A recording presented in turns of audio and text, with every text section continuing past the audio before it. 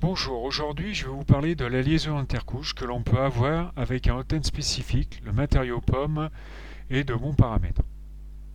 Pour la réalisation de ce flacon, en pomme polymiroir et étanche à l'acétate, j'ai décidé de réaliser un test de liaison intercouche. Donc pour cela, j'ai imprimé une partie de ce flacon dans cette configuration-là.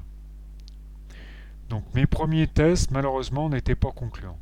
Effectivement, lors de la flexion de la pièce, une délamination s'est créée dans le sens de dépose des couches. Une fois identifié la problématique et l'avoir résolue, j'ai eu des résultats très intéressants, comme sur cette pièce, avec des parois de 1 mm d'épaisseur.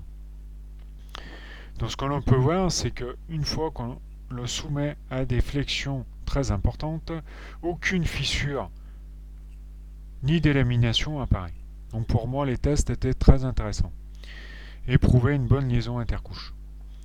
Pour aller un petit peu plus loin, j'ai décidé de solliciter en flexion jusqu'à la rupture une pièce.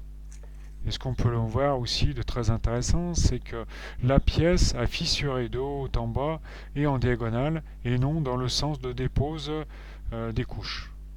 Autre chose de très intéressant que l'on peut voir ici, c'est que la pièce a fissuré dans le sens de l'épaisseur et non dans le sens de dépose des couches.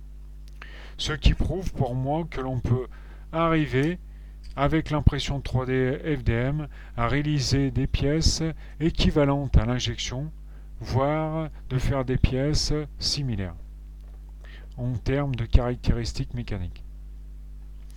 Je vous remercie d'avoir visionné cette vidéo. N'hésitez pas à liker et à laisser vos commentaires. Merci. Au revoir.